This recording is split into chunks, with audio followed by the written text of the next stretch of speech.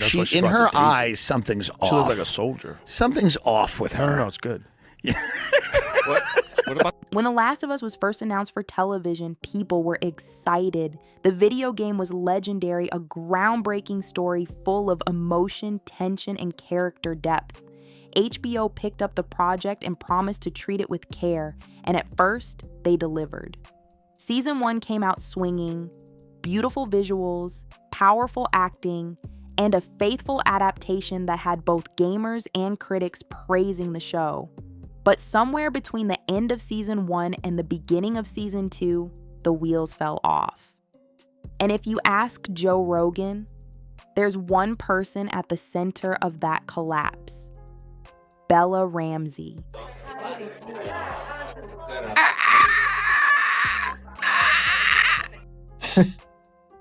I'm sorry. That was acting. That's what that was. I don't really care what happens with this movie. I really hope her career is pretty much over. I'd be thrilled to see that. I can't imagine. I mean, Chris. Joe didn't hold back. On a recent episode of his podcast, he roasted Bella Ramsey and called her out as the reason HBO pulled the plug on one of its most talked about shows. The fans didn't cancel the show, he said. Bella did. And it didn't happen all at once. It happened piece by piece. Every time she opened her mouth in an interview, every time she rolled her eyes at criticism, and every time she treated fans like they were beneath her. Let's not forget, Bella was an unexpected choice to play Ellie. People raised eyebrows from day one, but fans were willing to give her a shot. They were ready to be proven wrong. And to be fair, she did okay in the first season. Not amazing, not groundbreaking, but okay. The audience was willing to be patient, but instead of leaning into the character and listening to the fans, Bella decided that she didn't need to. She thought she already knew better, and that's where everything started to fall apart. We just had to not like each other for a bit. You had to not like me, which came easy. So Like most people, I liked the first season. I thought they did a great job. Season 2, I was skeptical on them not recasting Ellie and keeping Bella Ramsey as Ellie because it's supposed to take place 5 years into the future, but obviously Bella Ramsey in real life was not going to age that much in, the 2 years it took between seasons. So in the show, Ellie still looks exactly the same, but is supposed to be 5 years older. Also, Ellie still acts exactly the same. For some reason, they made the decision for The Last of Us Season 2 to make Ellie dumb, to the point where she even says that she's stupid.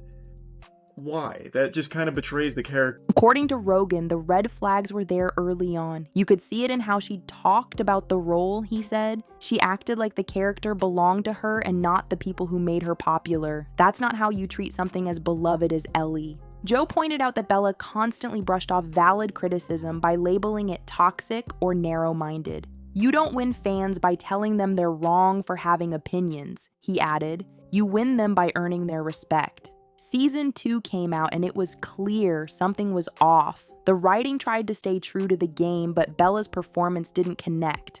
Fans said it felt stiff, overly serious, and emotionally flat. Scenes that were supposed to be heart-wrenching ended up awkward. The chemistry from season 1 was gone. The energy felt forced. And it wasn't just viewers saying this. Critics started pulling back their praise too. Review headlines shifted from glowing to cautious. And suddenly the show wasn't getting the same buzz anymore. Because Ellie still looks and acts like a 14-year-old from season 1, even though she's supposed to be 19. Joel, I think I found something. Whoa! What? No, nothing. It's just your forehead seems bigger than last season. I think I found a... Joe Rogan highlighted how the change wasn't just in performance, it was in attitude. She got way too comfortable, he said, started treating the audience like they were in the way, not the reason she had the job in the first place. He also pointed out that Bella stopped promoting the show the way she had in season 1. There were fewer interviews, less social media engagement, and zero connection with the people who kept the series alive. Then came the backlash. It was slow at first, but it picked up speed fast. Fans started calling out the issues online. YouTubers made breakdowns of Bella's performance. Clips of awkward scenes went viral. Reddit threads exploded with debates about whether she was the right fit to begin with. Instead of addressing the growing concern, Bella pulled away even more. She turned off comments, stopped posting, and completely went dark during key moments of the season. Rogan said, "If you can't take the heat, maybe don't step into the kitchen." Yes, maybe we can prop it open with something and you can slide. Whoa! Oh my god, what? Is it getting bigger? Stop it. No, seriously, what's with that? It's fine, Joel. Does it hurt? Joel, please. You're making me self-conscious. I'm sorry, it's just a little bit startling. Normal head, Joel. Can we just get back to the door things? Planetary. Leave it. It's gonna have its own area code soon. Change up your impression at all, or is it pretty much the same? Well, the noise is the same. I've not got any more noises in my back pocket. The new infected are pretty terrifying. They're so smart, and they haven't really got a noise. That's the whole point of them. They're silent and terrifying. Ooh, give us a little silent and terrifying. Behind the scenes, things were just as tense. Rumors started leaking out about Bella clashing with writers and refusing to do retakes. She reportedly argued about creative decisions and wanted more control over the direction of her character. For a newcomer still building her resume, that kind of behavior raised eyebrows. HBO started pulling back slowly but surely. Promotion slowed. Panel appearances were canceled. By the time the final episode aired, it was obvious the studio had no intention of continuing with her. Joe didn't mince words. "She killed the show," he said bluntly, "not with one moment, but with 100 little decisions. And the saddest part is, it didn't have to happen. She could have adapted, she could have listened, she could have respected the role, but she didn't, and now the whole thing's in the trash." And sure enough, HBO announced that season 3 was scrapped. No continuation, no spin-offs, no closure. Fans were left confused and disappointed. All the momentum from season 1 gone. All because the person playing the most important character lost the plot, not on screen, but off screen.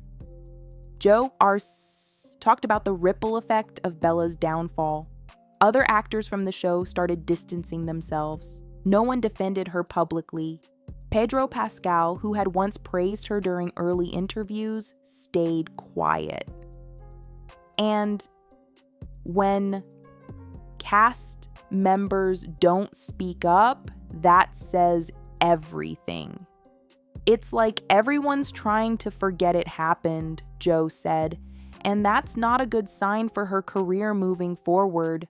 He also pointed out how the collapse of The Last of Us damaged more than just Bella's image. It hurt HBO's credibility, disappointed fans, and made studios think twice about adapting beloved games. This was supposed to be the blueprint, he said. Now it's a cautionary tale. Joe emphasized that casting isn't just about talent, it's about attitude. When you get handed a role like Ellie, you treat it like gold. You don't start telling the people who love her that they're wrong.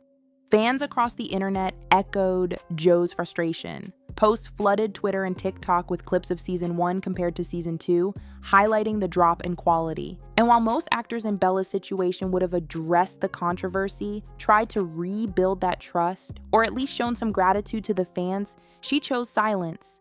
No apology, no reflection, no accountability.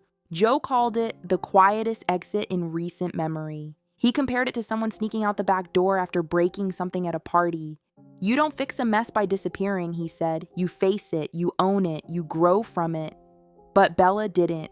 And now, as The Last of Us fades from HBO's radar and fan memory, her name is being tied to the downfall, not just by Joe Rogan, but by an entire community of viewers who wanted to love the show, who gave her the benefit of the doubt, and who now feel like they were taken for granted. Joe ended his rant by issuing a warning to the next generation of actors stepping into big roles. If you're lucky enough to land a role with history behind it, remember who you're playing it for. Respect the character, respect the audience, and most of all, respect the story.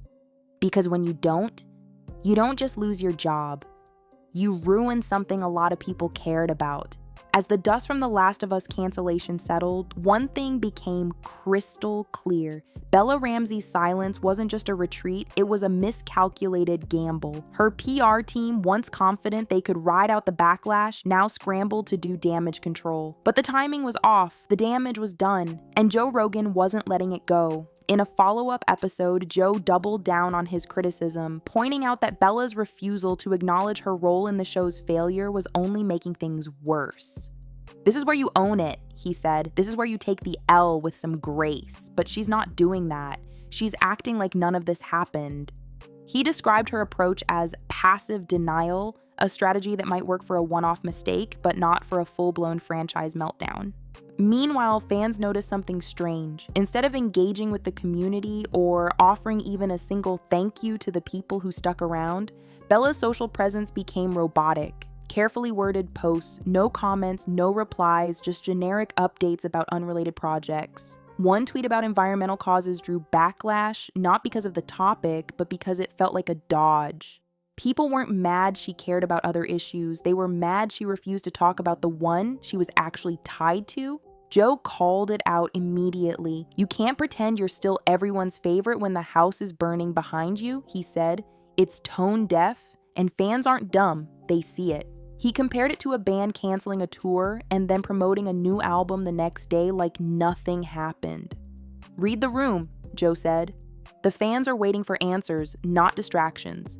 And those fans, they kept the pressure on. Bella's posts were flooded with comments asking about The Last of Us, even when she tried to pivot the conversation. Fan pages quietly stopped posting about her. Some even changed their profile pictures to other characters from the game as a silent protest. One viral TikTok joked Pedro Pascal carried the whole show and Bella carried it into Cancellation. That line stuck.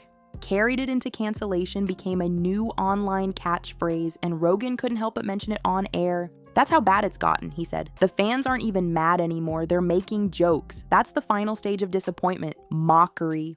The industry felt it too. Casting rumors about Bella's future started fading. Directors once linked to her projects quietly moved on. When a fan asked a high-profile producer during a Q&A about working with Bella, his response was awkward silence followed by a "we're focusing on new talent." No names, no headlines, just an unspoken consensus. She had become too risky. Joe wasn't surprised. "It's not just that she messed up," he said. "It's that she handled the fallout like someone who didn't know how to lead." And that's what stung the most. Ellie was supposed to be a symbol of resilience. Strong, but vulnerable. Human. And Bella failed to carry that off screen. "You're not just playing the role," Joe said. "You become the role in the eyes of the fans. If you disrespect that, they'll move on." And they did. By this point, HBO had moved on too. Quietly, rumors of a reimagined Last of Us property surfaced. No details, no cast lists, but one thing was certain. Bella Ramsey would not be involved. That wasn't speculation. That was the one fact everyone could agree on. Even her most loyal defenders were starting to fall silent. In the end, Joe made it clear this wasn't about cancel culture, it wasn't about haters. It was about the natural consequence of arrogance meeting accountability. Bella had a shot at being a legacy, that he said, but instead of building something lasting, she let it slip through her fingers, and now all she can do is watch while the industry keeps moving forward without her. While the fallout from The Last of Us kept unfolding, Joe Rogan wasn't the only voice getting louder. Prominent actors and influencers in the entertainment world began chiming in subtly.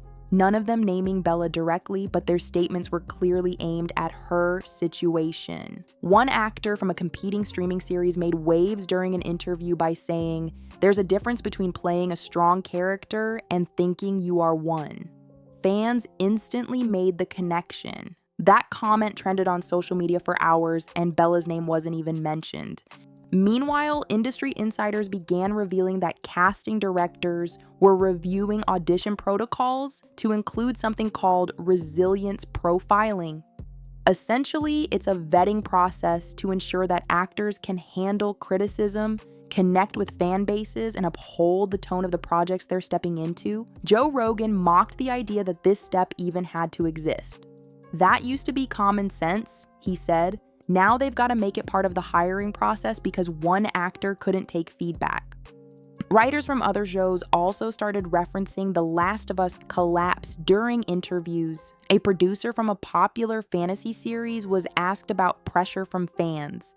Her answer, "You can either grow with your audience or fall apart trying to argue with them." Again, no names dropped, but the implications were loud. The whole industry was learning a lesson from Bella's flameout, and that lesson was being broadcast across red carpets and late-night interviews alike. What made the situation even more surreal was how quickly Bella faded from promotional circuits. She had gone from late-night talk shows and global magazine covers to radio silence in just a few months. No Comic-Con, no panels, no roundtables, even streaming platforms where she had past work. Began avoiding her image in their promos. Joe Rogan called it the fastest fade-out of a lead actor since cable television's worst flops. And fans noticed. Even people who hadn't watched The Last of Us were beginning to see Bella as the face of failure. Memes labeled her as the cautionary tale of 2025. One fan even created a fake documentary trailer titled Ellie, the role that broke a career, and it gained over 2 million views in under a week. Joe ended another episode by saying something that summed it all up perfectly. She was handed a legend, she turned it into a lecture, and now she's wondering why no one's listening anymore.